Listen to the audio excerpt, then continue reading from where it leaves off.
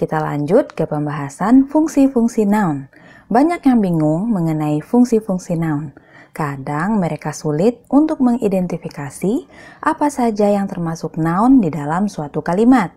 Karena mungkin penjelasan yang kurang didapat dan tidak adanya tips dan trik untuk cepat dan mudah mengetahui fungsi noun di dalam suatu kalimat. Jadi tidak usah ragu ya, karena di sini kita akan kupas tuntas apa itu fungsi-fungsi noun.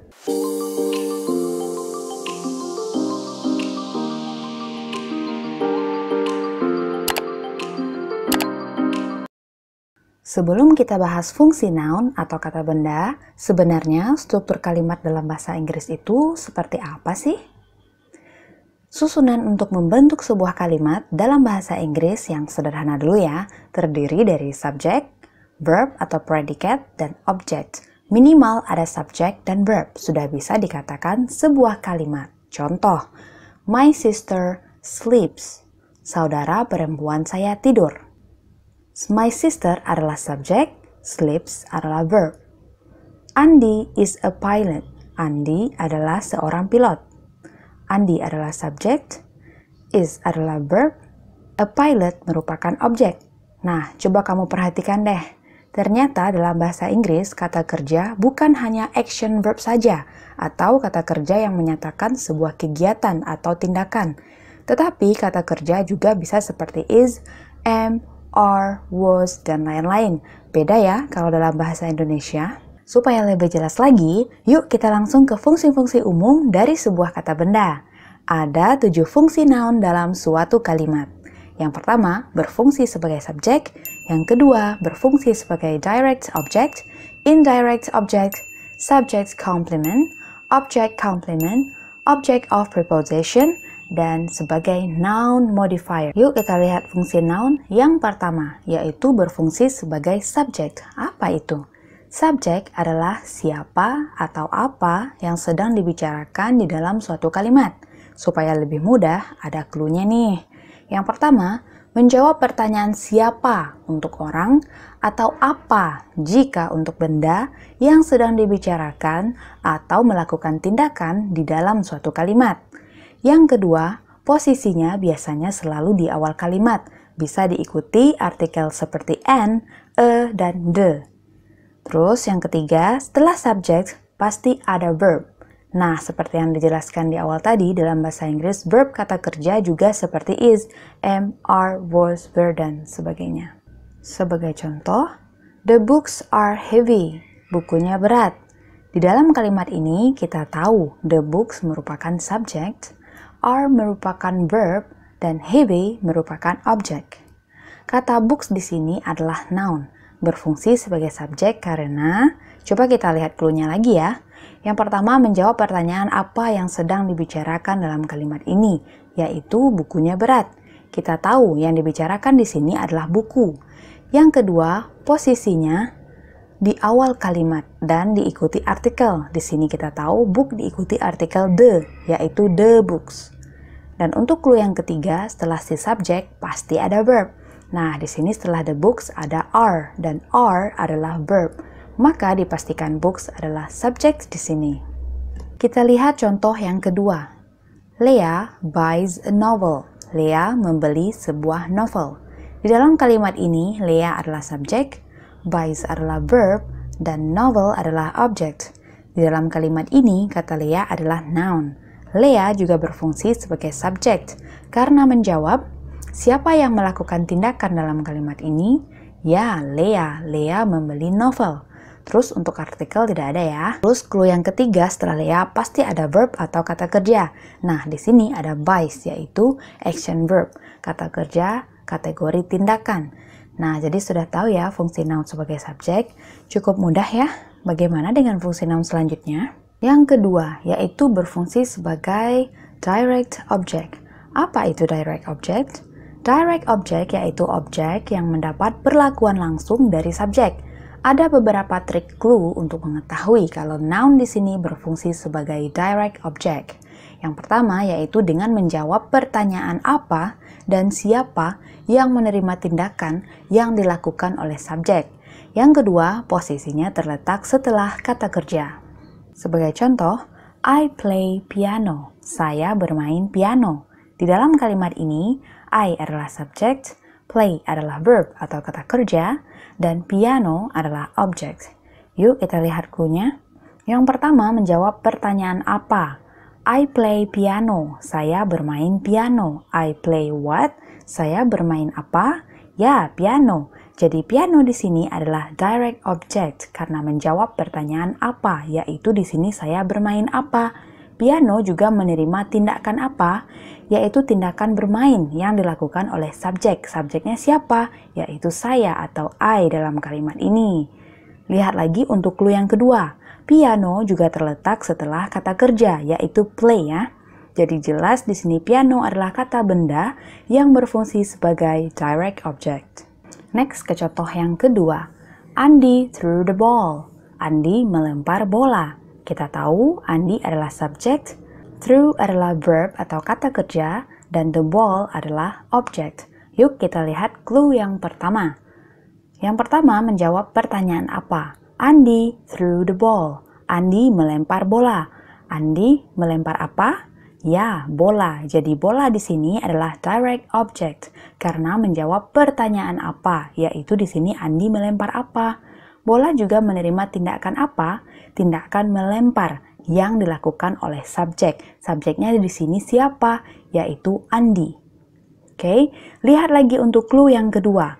Bola juga terletak setelah kata kerja, yaitu throw atau melempar. Jadi sangat jelas ya, kata bola di sini adalah kata benda yang berfungsi sebagai direct object. Lanjut untuk fungsi yang ketiga, yaitu berfungsi sebagai indirect object. Apa itu?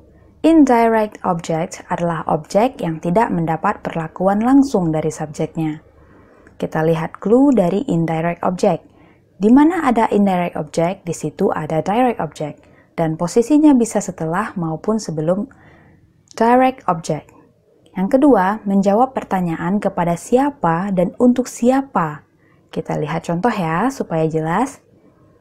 I gave my friend a car. Saya memberi teman saya sebuah mobil.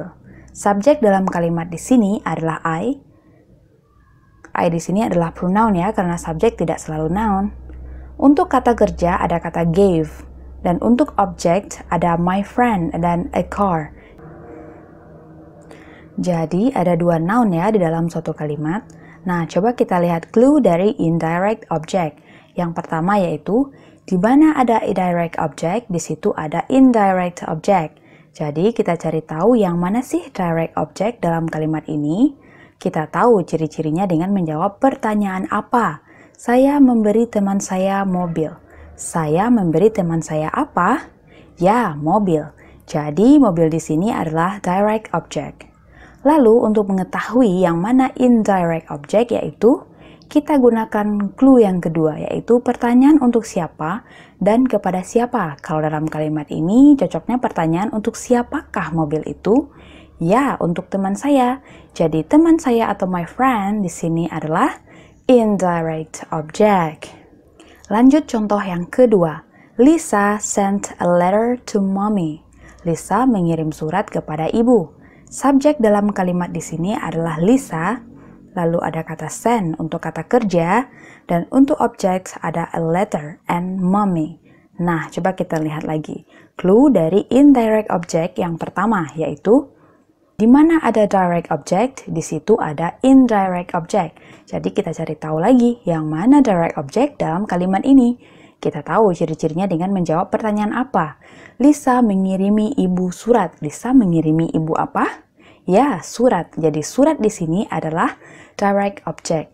Lalu untuk mengetahui yang mana indirect object, yaitu kita gunakan lagi clue yang kedua, yaitu pertanyaan untuk siapa dan kepada siapa.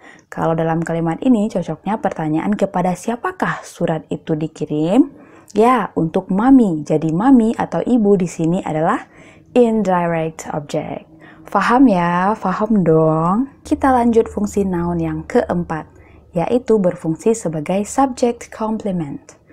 Yang fungsinya melengkapi subjek, digunakan untuk menggambarkan seperti apa subjek. Clue-nya yaitu, yang pertama menggambarkan keterangan, memberikan makna untuk si subjek. Makanya disebut pelengkap subjek. Jadi dengan adanya subject complement, kita jadi tahu apa saja yang terkait dengan informasi si subjek. Dan dia dihubungkan oleh linking verb. Apa itu? Linking verb yaitu salah satu kata kerja yang berfungsi sebagai penghubung yang menghubungkan subjek dengan complement. Contohnya is, am, are, were, was, dan etc. dan lain-lain. Yuk kita lihat contoh. Andy is a scientist. Andy adalah seorang ilmuwan. Andy adalah subjek, is adalah verb, dan a scientist adalah objek. Lalu manakah yang subjek complementnya? Kita lihat clue ya, yaitu dihubungkan oleh linking verb. Is di sini adalah linking verb, yaitu salah satu kata kerja yang berfungsi sebagai penghubung antara subjek dengan complement. Terus clue selanjutnya adalah ia menggambarkan keterangan dan memberikan makna kepada siapa, yaitu makna kepada subjek. Nah, scientist di sini melengkapi si subjek Andy, karena scientist menggambarkan keterangan lebih lanjut siapa si Andy. Jadi, scientist di sini sebagai subject complement. Seperti itu. Nah, supaya lebih jelas lagi, kita lihat contoh yang kedua ya. They are my student.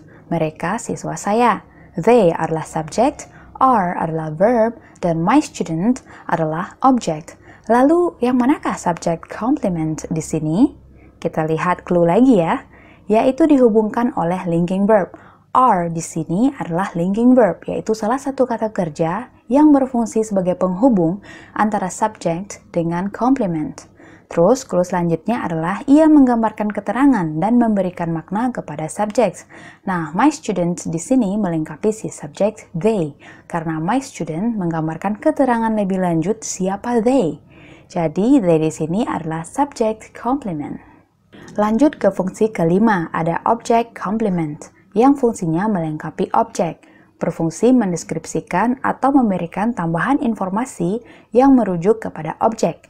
Clue-nya yaitu, ia selalu bergandengan dengan objek atau bersebelahan, muncul setelah direct object serta menerangkan direct object. Makna kalimat akan utuh ketika ada objek complement. Langsung ke contoh ya. Rafathar named his cat Sultan. Rafathar menamai kucingnya Sultan. Rafathar adalah subjek, verbnya named, objeknya ada his cat dan Sultan. Yuk kita lihat clue dari objek complement di sini. Yaitu ia muncul setelah direct object, sekaligus menerangkan direct object. Kita cari tahu dulu yang mana direct object di sini. Kita tahu ya, direct object memunculkan pertanyaan apa atau siapa. Cocoknya pertanyaan untuk kalimat di sini adalah Rafathar menamai kucingnya Sultan. Rafathar menamai apa? Ya, kucingnya. Jadi his cat atau kucingnya adalah direct object dalam kalimat ini karena menjawab pertanyaan menamai apa? Menamai kucingnya. Lalu apa informasi terkait dengan kucingnya? Yaitu Sultan. Sultan di sini berarti nama kucingnya dan Sultan merupakan object complement. Dan di sini kita bisa lihat ya kalau direct object dengan object complement selalu berdekatan dan bergandengan. Serta maknanya lebih utuh. Coba bayangkan kalau tidak ada kata Sultan. Kalimatnya terasa tidak utuh, terasa ada yang kurang. Contoh, Rafathar menamai kucingnya. Menamai kucingnya bagaimana? Tapi kalau ditambah Sultan, oh jadi Rafathar menamai kucingnya Sultan. Makanya Sultan di sini disebut sebagai object complement, yaitu melengkapi informasi si objek. Supaya lebih jelas lagi, kita lihat contoh yang kedua. Andy called Lisa beautiful. Andy memanggil Lisa si cantik. Andy adalah noun atau subjek, verbnya called atau memanggil, dan objeknya Lisa. Yuk kita lihat lagi clue dari object complement di sini, yaitu ia muncul setelah direct object sekaligus menerangkan direct object. Kita cari tahu lagi yang mana direct object di sini. Kita tahu ya direct object dengan memunculkan pertanyaan apa atau siapa. Cocoknya pertanyaan untuk kalimat di sini adalah Andy memanggil Lisa si cantik. Andy memanggil siapa? Ya, Lisa. Jadi Lisa adalah direct object karena menjawab pertanyaan memanggil siapa? Memanggil Lisa. Lalu apa informasi terkait dengan Lisa? Yaitu si cantik. Si cantik di sini berarti nama panggilan untuk Lisa. Dan Lisa di sini merupakan object complement. Coba bayangkan lagi kalau tidak ada kata beautiful, Kalimatnya terasa tidak utuh, serasa ada yang kurang. Contoh, Andi memanggil Lisa. Untuk apa? Sebagai apa? Ada yang kurang kan? Tapi kalau ditambah beautiful, oh itu panggilan Andi buat Lisa, yaitu beautiful. Makanya beautiful di sini sebagai object complement karena melengkapi informasi si objek. Lanjut, untuk fungsi noun yang keenam ada object of preposition, yaitu kata benda yang mengikuti preposisi dan melengkapi artinya. Preposisi yaitu seperti menunjukkan waktu, tempat, lokasi, atau perintah. Contohnya by, through, in, at, dan lain-lain. Untuk clue object of preposition, yang pertama, karena tanda-tandanya, yaitu dengan mengetahui apa-apa saja kata preposisi dan ia ada di dalam suatu kalimat. Untuk clue yang kedua, preposition menerangkan objek. Untuk clue yang ketiga, posisi objek setelah preposition. Sebagai contoh, Andy writes on the table. Andi menulis di atas meja. Andi adalah subjek, writes adalah kata kerja, on the table adalah objek. Kita lihat clue-nya ya. Apa ada kata preposisi di dalam kalimat ini? Ya, ada, yaitu on. Lalu dia menerangkan objek. Andi menulis di atas meja. On di sini menerangkan kalau menulisnya di atas meja. Terus untuk clue yang ketiga, posisi objek setelah preposition. Noun atau kata benda setelah preposition adalah table di dalam kalimat ini. Dan table berfungsi sebagai objek. Karena ada preposition sebelum objek, maka table disebut object of preposition. Lanjut contoh yang kedua.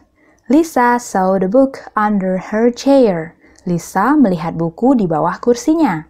Lisa adalah subjek, saw adalah verb, the book adalah object, under adalah preposition, her chair adalah object.